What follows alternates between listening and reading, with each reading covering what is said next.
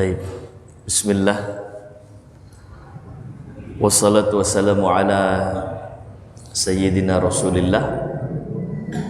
Assalamualaikum warahmatullahi wabarakatuh. Alhamdulillah. Alhamdulillahi ala jami'in ni'am. Walhamdulillahilladzi bi ni'matihi tatimmu salihat. Fanaqul alhamdulillahilladzi ja'alana min ummati sayyidina Rasulillah. Wa hadza min a'zamin ni'am. Ashhadu an la ilaha illallah wa ashhadu anna sayyidana Muhammadan abduhu wa rasuluhu la nabiyya ba'dah. Allahumma salli ala sayyidina Muhammadin fil awwalina wal akhirin. Allahumma salli ala sayyidina Muhammadin fi kulli waqtin wa hin wa ba'd. Alhamdulillah, puja-puji syukur kita kehadirat Allah Subhanahu wa taala.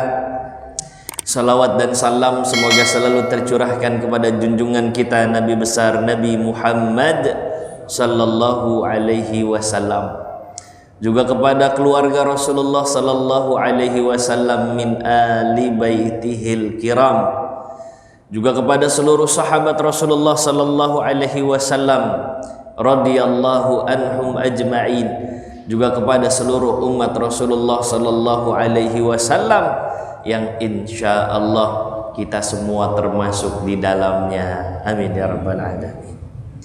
Baik jemaah yang dimuliakan Allah Subhanahu wa taala, hari ini kita akan melanjutkan kajian fiqh sirah an-nabawiyah li Syekh Muhammad Sa'id Ramadan Al-Buti rahimahullah rahmatal abrar wa sa'allahu darihahu wa nafa'ana Allahu bi'ulumihi fid darain. Amin ya rabbal alamin. Baik,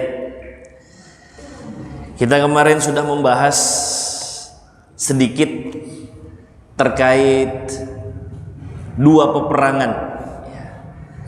Peperangan yang pertama yakni perang Widan. Setibanya Rasulullah sallallahu alaihi wasallam di kota Madinah di tahun kedua, itu ada perang pertama yang mendahului perang Badar yang disebut dengan perang Widan. Namun perang Widan ini akhirnya nggak terjadi ya, karena Bani Hamzah ya, selaku lawannya Rasulullah sallallahu alaihi wasallam saat itu memutuskan untuk berdamai saja ya. Rasulullah sallallahu alaihi wasallam pun akhirnya mengaminkan permintaan damai itu. Kembalilah Rasulullah sallallahu alaihi wasallam ke kota Madinah tanpa terjadi pertumpahan darah. Itulah kali pertama Rasulullah keluar dengan tujuan berperang. Namanya Ghazwatu Widan, peperangan Widan. Terus kita juga membahas nggak lama setelah itu terjadi perang Badar, ya, ay Ghazwatu Badril Kubra, ya, di mana perang Badar ini dipicu oleh kedatangan rombongan dagang dari Abu Sufyan. Ya. Kemudian rombongan ini pengen dicegat ya, sama Rasulullah Sallallahu Alaihi Wasallam juga para sahabat. Begitu.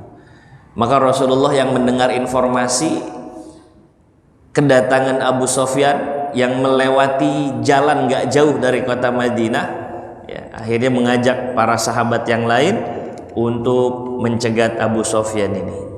Ya. Tujuannya apa? Untuk mengambil barang dagangan Abu Sufyan. Karena pada saat dulu para sahabat hijrah dari kota Mekah ke kota Madinah, itu nggak boleh ada yang membawa harta sedikit pun. Jadi harta mereka ditahan. Salah satu yang menahan adalah Abu Sufyan ini.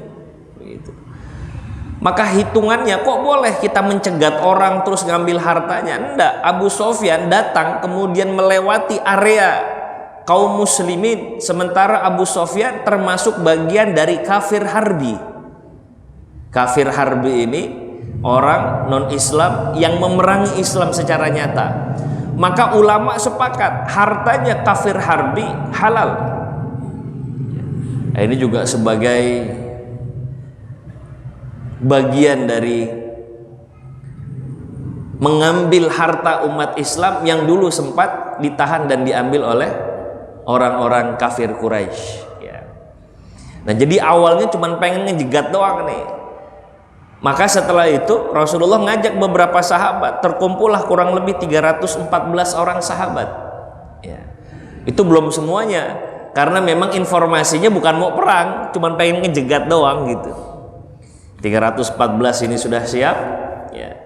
Ternyata Abu Sofyan tahu gelagat bahwa kelihatannya bakal dicegat nih sama Muslim. Gitu. Jadi masing-masing punya spionase, punya informan-informan itu. Ya. Ada gelagat bahwa kaum Muslim akan mencegat kafilah dagangnya Abu Sofyan. Maka dikirimlah satu orang, mari kita bahas sedikit ini, yang namanya Damdam bin Amr. Ya. Ini punya keahlian khusus. Ya.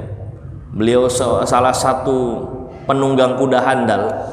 Ya, kecepatannya di atas rata-rata kalau sudah nunggang kuda. Tolong informasikan sama semua orang-orang Quraisy bahwa Abu Sofyan mau dicegat sama Muslim. Berangkatlah Damdam sampai di kota Mekah, informasi ini disampaikan, langsung bereaksi. Ya. Nggak hanya para pembesar-pembesar Quraisy, tapi juga pengikut-pengikut bawahan dari pembesar-pembesar tersebut. Gimana enggak? Mereka dapat info bahwa umat Islam mau mencegat Abu Sofyan, pembesar Quraisy. Ya. Apa-apaan nih Muslim ini? Nggak tahu diri sekali. Sudah kita keluarkan dari Mekah, sekarang mau macem-macem. Sementara mereka masih tinggi hati, karena memang mereka tahu di antara barisan kaum Muslimin itu banyak du'afa, banyak yang dulunya adalah budak-budak terus dibebaskan gitu. Ya. Mereka masih tinggi hati, mau macem-macem rupanya Muslimin, begitu pikir mereka. Maka mereka langsung merespon itu. Ayo kalau gitu kita susul Abu Sofyan secepat mungkin. Dalam hitungan waktu singkat 1000 orang ikut partisipasi untuk datang membantu Abu Sofyan. Saking girohnya tuh untuk bisa mengalahkan umat Islam itu. 1000 orang kekumpul dalam waktu yang singkat, berangkatlah itu. Ya. Rasulullah tidak tahu Sallallahu Alaihi Wasallam, juga para sahabat, bahwa Abu Sofyan sudah ngirim orang minta bala bantuan begitu. Rasulullah nggak tahu itu. Ya. Maka setelah itu datanglah 1000 bantuan ini kepada Abu Sofyan. Ternyata Abu Sofyan pun udah jaga-jaga sejak awal. Jadi khawatir nanti bantuan nggak datang tepat waktu, Abu Sofyan sama kafilah dagangnya lewat jalur lain yang nggak biasa dilewati sama orang-orang umum kebanyakan gitu. Walhasil Abu Sofyan lepas dari pantauan umat Islam. Jadi sebenarnya sih udah selamat gitu. Begitu lepas dari intayan kaum muslimin, Abu Sofyan ketemu sama bala bantuannya gitu. Ketemu di sebuah tempat. Ya. Begitu ketemu di tempat itu, kata Abu Sofyan, udahlah pulang sajalah, udah aman sudah. Yang penting dagangan aman semua nih, nggak ada yang kena ambil gitu. Ayo kita pulang saja. Tapi kemudian Abu Jahal bersikeras, nggak bisa. Lan narji'ah, kita nggak akan pulang sebelum kita habisi umat Islam yang kurang ajar itu. Kata siapa? Abu Jahal. Ya. Maka lantas kemudian Abu Jahal mengajak semua ya orang-orang Quraisy untuk melanjutkan perjalanan. Ya. Berkumpullah nanti mereka semua di Badar itu. Jadi awalnya begitu. Ya. Terjadilah peperangan. Padahal awalnya Abu Sofyan udah selamat. Ya. Umat Islam pun awalnya juga nggak mau perang, tapi keadaan berubah hingga terjadilah peperangan itu. 314 umat Islam melawan 1000 kafir Quraisy. Ya. Jadi masya Allah. Ya. Singkat cerita, terjadi peperangan itu dan Allah Subhanahu wa Ta'ala memberikan kemenangan kepada umat Islam.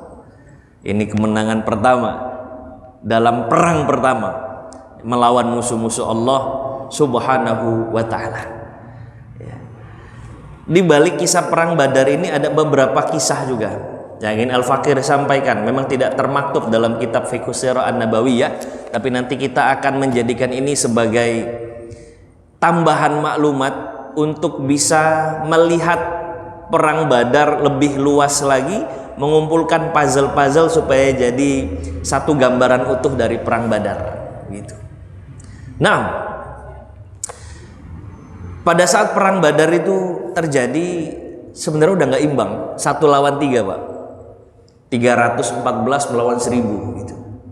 Tapi Masya Allah, Rasulullah Shallallahu Alaihi Wasallam sejak awal ini sudah memotivasi umat Islam ya, bahwa Allah menghendaki kita membela agama Allah Subhanahu Wa Taala. Salah satunya dengan berjihad fisabilillah.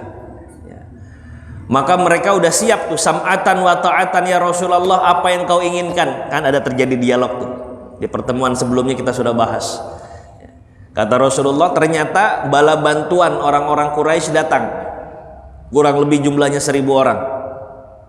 Kira-kira kita mau lanjut apa enggak nih? Gitu kata Rasul. Ya. Apakah Rasulullah enggak pede? Bukan. Rasulullah hanya ingin memastikan bahwa sahabat-sahabatnya berada di belakang barisan Rasulullah Sallallahu Alaihi Wasallam. Ya. Maka sahabat-sahabat Rasulullah, terutama dari kalangan muhajirin, Abu Bakar As-Siddiq salah satunya, kami siap ya Rasulullah. Tapi Rasulullah juga kemudian belum puas dengan jawaban Abu Bakar As-Siddiq. Miqdad menguatkan, siap ya Rasulullah. Sampai kemudian Rasulullah menunggu apakah ada orang Ansor yang mau ikut memberikan masukan terkait keadaan ini, 314 lawan 1000. Akhirnya orang-orang Ansar juga menyatakan siap ya Rasulullah. Bahkan kalaulah kita berada di ujung jurang, engkau memutuskan untuk terjun ke dalam jurang, kami pun akan ikut apa yang kau lakukan. Begitulah kurang lebih. Sampai kata Rasul, oh ya khair kalau begitu, yuk kita berangkat. Gitu. Ya. Apalagi Allah sudah menjanjikan ya, bahwa Allah Subhanahu Wa Taala akan memberikan kemenangan kepada umat Islam. Gitu. Oh makin pede, makin yakin. Ya. Maka ketika terjadi peperangan itu, sudah face to face, berhadap-hadapan, ya, di sebuah tempat namanya Badar. Badar itu tempat-tempat ya. Kemudian belum dikasih aba-aba, salah satu Quraisy, kafir Quraisy, namanya Aswad bin Abdul Asad Al-Makhzumi, dari suku Makhzum, udah gregetan betul emang. Udah pengen banget untuk menyumpal mulut umat Islam ini. Pengen ngalahin betul, udah dendam kesumat sudah. Ya. Emang dari awal, dari orang-orang itu sebelum hijrah udah benci sama umat Islam. Maka belum terjadi ada aba-aba perang begitu, dia udah nyerang duluan. Ayo kita matikan muslim. Wah, dia datang, dia nyerang. Ini pasukan belum ada aba-aban, itu udah nyerang duluan. Hamzah kemudian menghadapi Aswad bin Abdul Asad Al-Makhzumi ini. Terus Hamzah di depan. Hamzah ini jago perang, memang jago kelahi. Terus kemudian Aswad ini dengan satu tebasan tanpa diduga, ternyata yang ditebas itu adalah kakinya Asad, ya, kakinya Aswad. Ya, jadi bukan mengarah ke arah pinggang perut ke atas, tapi kakinya disabet di luar dugaan, jatuh gitu. Terus kemudian dia merangkak karena dia nggak menduga itu kakinya udah kena sabetan pedang, dia ngerangkak nyari pertolongan. Disitulah Hamzah lantas membunuh Aswad. Wah, takbir. Awalnya itu karena melihat Aswad ini udah mati duluan, mulai kecut nih orang-orang dari kafir Quraisy. Tapi kemudian pembesar-pembesarnya berusaha untuk meninggikan kembali semangat perang itu. Disinilah nanti 3 orang Quraisy, pembesar Quraisy, ya. Yang pertama Utbah bin Rabi'ah, ya. Kemudian Syaibah bin Rabi'ah. Terus juga Walid bin Utbah. Nah, ini pembesar-pembesar Quraisy akhirnya maju untuk mengadakan mubarazah. Mubarazah ini 1 lawan 1. Itu memang biasanya permulaan perang diawali dengan mubarazah. Jadi kita fight dulu 1 lawan 1. Kalau udah selesai baru perang berjamaah begitu. Ini tujuannya untuk menjatuhkan mental lawan. Ayo kita kuat-kuatan dulu, tapi sifatnya individu, jangan keroyokan. Ayo 1 lawan 1. Itu. Akhirnya keluarlah Utbah. Utbah ini pembesar Quraisy. Ya. dan memang salah satu yang paling memerangi muslim ini. Ya. Nah, nanti Utbah nih ya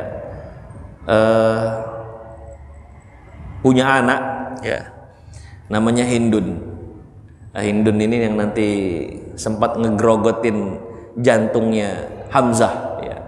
Jadi memang keluarganya keluarga pembenci akut kepada muslim. Utbah ini, Utbah keluar, Utbah udah mulai uzur ya. Terus kemudian di backup sama Syaibah, saudaranya Utbah, sama Walid. Walid ini putranya Utbah.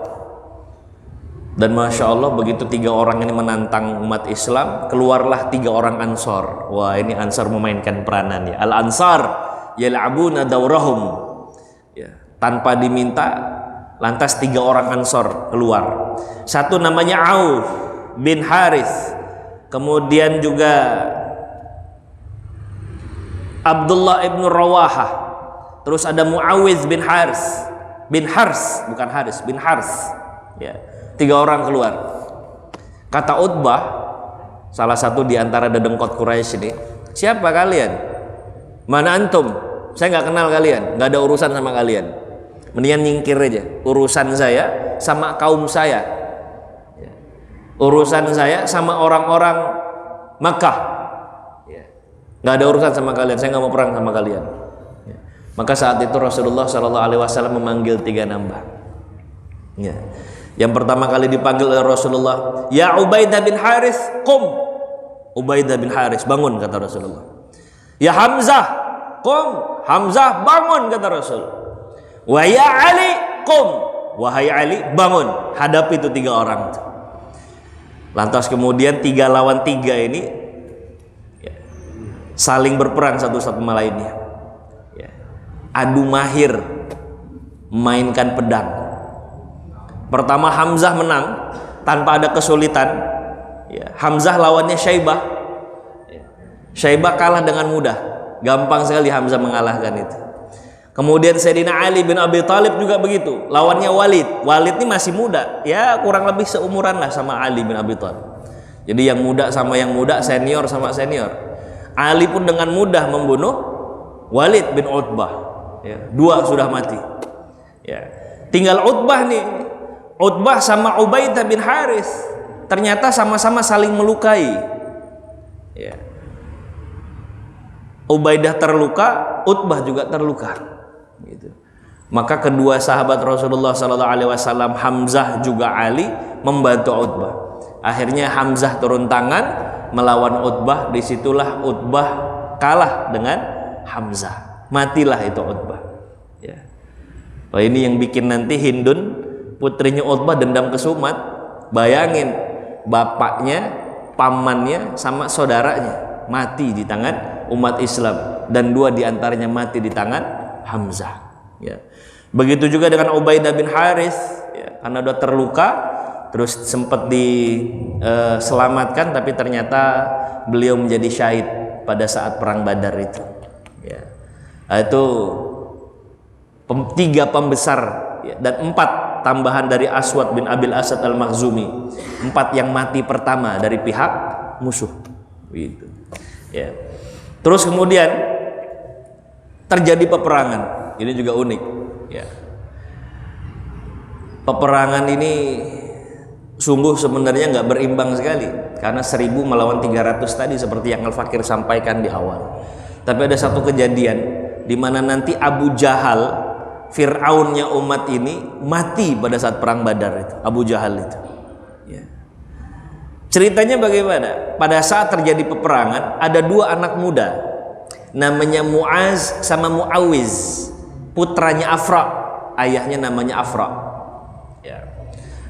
Muaz dan Muawiz, ada yang bilang Muaz itu bukan bin Afra, tapi Muaz bin Amr bin Jamuh. Nah, ini ikhtilaf nanti para ulama. Tapi ala kulli hal ada 2 orang anak muda namanya Muaz sama Muawiz.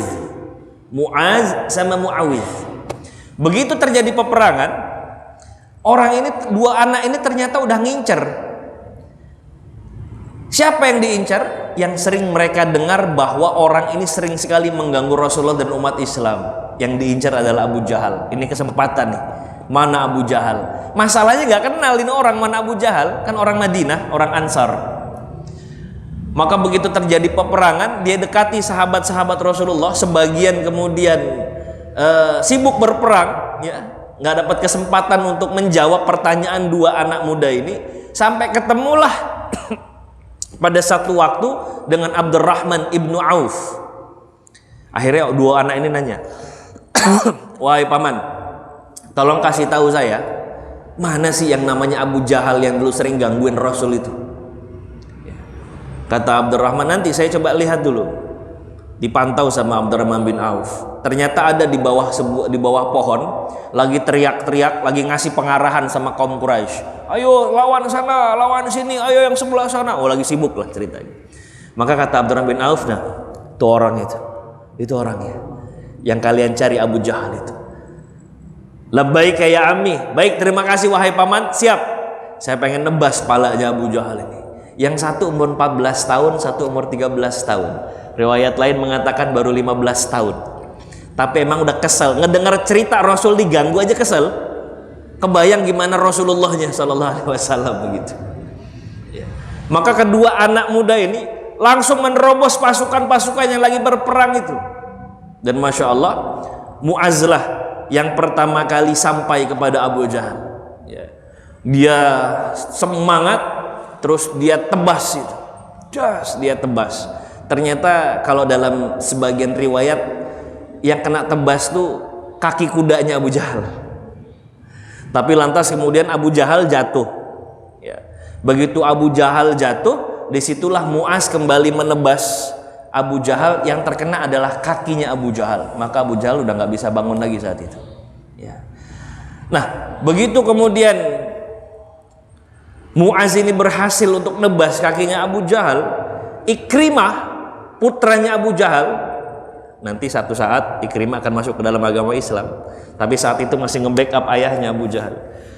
Ikrimah ngebantu Abu Jahal, terus kemudian menebas Mu'az, ya, Mu'az ibnu Amr, ya, sampai hampir putus tangannya, putus tangan di mana dia memegang pedang itu. Kemudian dia keluar dari pasukan, ya. Setelah keluar dari pasukan, datanglah Muawiz. Muawiz ngelihat Abu Jahal itu nggak bisa bangun lagi, giliran dia yang nebas Abu Jahal itu, ya.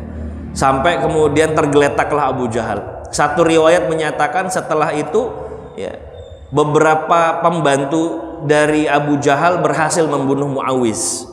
Sebagian lagi menyatakan enggak, gitu. Ya, memang kisah ini, ya, ada beberapa versi begitu. Lantas kemudian Mu'az kembali kepada Rasulullah dan melanjutkan peperangan. Ya, tapi begitu melanjutkan peperangan, ini tangannya udah mulai putus gitu. Akhirnya sama beliau, sebagian riwayat menyatakan beliau putuskan tangannya supaya nggak menghalangi dalam berperang. Jadi Muawiz itu tangannya hilang pada saat perang Badar. Baru setelah itu datang kepada Rasulullah, lapor, ya Rasulullah, saya sudah berhasil melukai Abu Jahal. Begitu juga dengan Muawiz.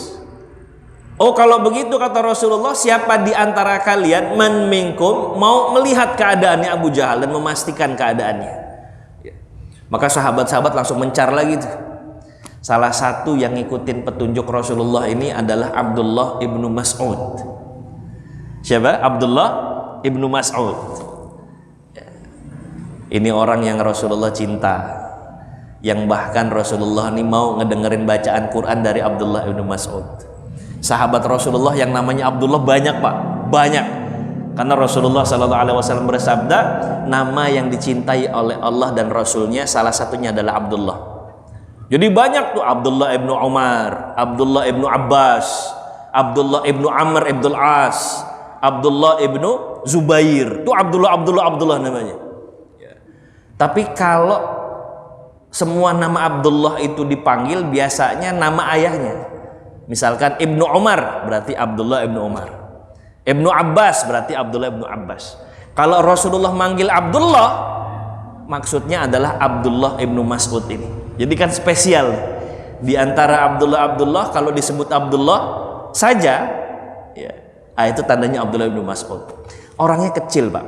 Kalau kita lihat dalam sirah sahabah itu, orangnya kecil, kulitnya juga hitam begitu. Ya. Bahkan pernah beliau itu kecil, agak pendek, termasuk kurus begitu, sehingga satu momentum beliau lagi ngambil sesuatu di atas pohon, pakai baju gamis begitu, betisnya kelihatan dan ditertawakan sama sahabat-sahabatnya. Mau nahan ketawa nggak bisa, karena lucu ngelihat betisnya tuh kecil Abdullah bin Abbas itu. Terus Rasulullah bilang, bima tadhakun, kalian ngetawain apa? Mohon maaf ya Rasul, saya nggak tahan ngelihat betisnya Abdullah bin Mas'ud kecil banget ya Rasul. Kata sahabat, kata Rasulullah apa? Betis fisik boleh kecil, tapi ketahuilah timbangan pahala betisnya itu lebih berat daripada gunung Uhud. Allah. Badan boleh kecil, tapi masalah amalan, betisnya kalau ditimbang itu lebih berat daripada gunung Uhud. Hadza huwa Sayyidina Abdullah bin Mas'ud. Jadi kebayang orangnya kecil ya, dicari tuh Abu Jahal, dicari Abu Jahal, karena memang dulunya juga Abu Jahal sering ganggu Abdullah bin Mas'ud begitu. Ketemu tuh Abu Jahal tuh. Disitulah kemudian Abu Jahal melihat Abdullah bin Mas'ud melihat Abu Jahal udah nggak bisa apa-apa. Kata Abdullah bin Mas'ud, sekarang sudah saatnya bahwa yang hak itu pasti akan menang. Abu Jahal masih dengan kesombongannya, nggak mungkin kalian menang, nggak mungkin kalian menang. Sebelum kamu nebas leher saya, kasih tahu saya pihak Muslim atau pihak kafir Quraisy yang menang. Sempet-sempetnya Abu Jahal udah mau dibunuh masih sempat nanya, memastikan yang menang pihak kamu apa pihak saya. Maka kata Abdullah bin Mas'ud, tentu saja pihak Allah yang menang. Abu Jahal nggak percaya, begitu nggak percaya ditebas itu sama Abdullah bin Mas'ud. Ya. Masya Allah. Setelah itu Abdullah bin Mas'ud, sebagian riwayat menyatakan itu nyeret-nyeret Abu Jahal, badan kecil itu. Ya. Terus kemudian sampai kepada Rasulullah Sallallahu Alaihi Wasallam. Ya. Pas Rasulullah dapat informasi dan melihat bagaimana matinya Abu Jahal, Rasulullah kan langsung takbir itu. Sebagian riwayat tahlil, mengucap la ilaha illallah, la ilaha illa anta, Allahu akbar, kata Rasulullah. Haza fir'aunu hazihil ummah, ini Fir'aunnya umat kita. Abu Jahal nih, Fir'aunnya umat kita udah mati sekarang. Ya. Jadi begitulah. Ya. Banyak orang-orang sombong yang nggak tahu bahwa batas waktu hidupnya di dunia itu terbatas. Ya. Mereka hanya mengira mereka akan terus hidup. Mereka mengira umur mereka panjang. Ya. Padahal kapan saja Allah bisa cabut nyawanya. Ya. Begitulah keadaan orang-orang yang sering terlenakan dengan dunia. Kita tahu bagaimana kisahnya Abu Jahal. Begitu bersemangatnya dia, sementara Abu Sofyan sudah bilang, ayo kita pulang aja, kita udah bebas kok dari orang-orang Muslim.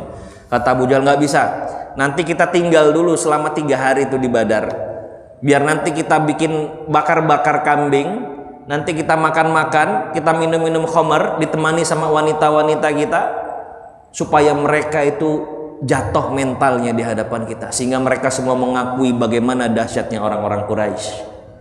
Sombongnya luar biasa itu. Ya. Dan orang sombong ini memang begitu. Dia akan mengira bahwa dia hidup itu ribuan tahun. Ya. Padahal waktu kita hidup di dunia ini semua berbatas. Ya. Matilah Abu Jahal saat itu.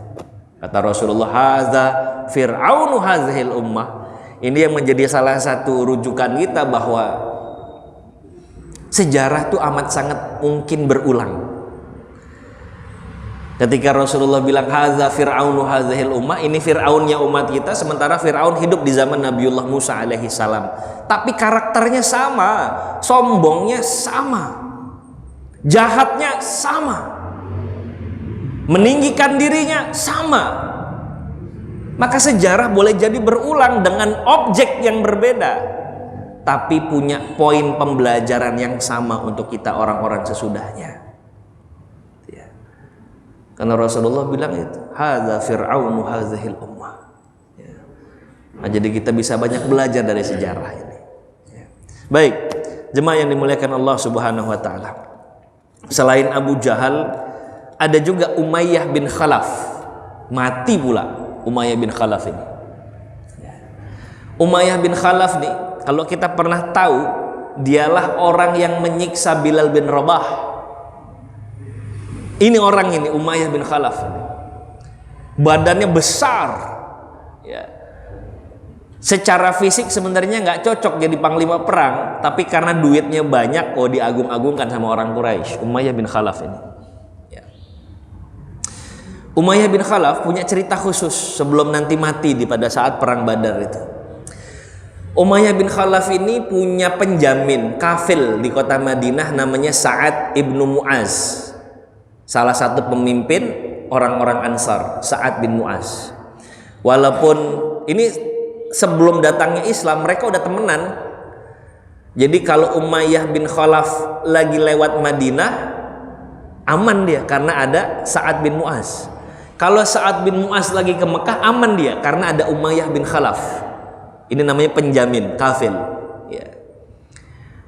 Setelah Rasulullah SAW hijrah, Sa'ad bin Mu'az dari Madinah memutuskan untuk datang ke Mekah, mau tawaf. Ya. Tentu saja resikonya kalau ketahuan ada umat Islam tawaf di Ka'bah, habis sudah. Ya.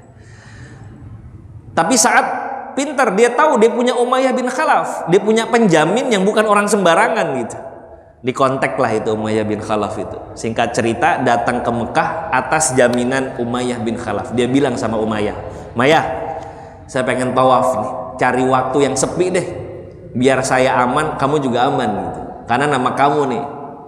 Kata Umayyah, "Oke, kalau gitu tengah malam aja, tengah malam tawaf, saya yang jamin." Datang tengah malam nih Sa'ad bin Mu'az, dia tawaf. Di tengah-tengah tawaf ternyata datang Abu Jahal. Ada Abu Jahal tuh malam-malam datang tuh. Terus kemudian Abu Jahal bilang, "Bagaimana bisa kamu tawaf di sini sementara engkau adalah pengikutnya Muhammad?" Ya. Terus dengan tenang ya, Sa'ad bilang, "Ala kafalati Umayyah bin Khalaf." Saya di bawah tanggungannya Umayyah bin Khalaf. Umayyah ternyata getar juga ngelihat Abu Jahal. Ya. "Saya nggak ngizinin kamu untuk tawaf. Saya tetap tawaf. Saya akan nyakitin kamu," kata Abu Jahal. "Kamu saya bisa balas nanti kalau ke Madinah, saya sakitin kamu. Ayo deh, sama-sama kita saling menyakiti." Terus Umayyah bin Khalaf, udah, kata Umayyah. "Kamu jangan ngerasin suara di hadapan Abu Jahal." Kalau Abu Jahal di kalangan orang-orang Mekah dipanggilnya Abul Hakam, orang yang bijak begitu. Abu Jahal itu disematkan oleh Rasulullah SAW. Sementara panggilannya di kalangan Quraisy Abul Hakam. "Kamu jangan ngangkat suara di hadapan Abul Hakam. Dia ini pembesar kami. Saya nggak peduli," katanya.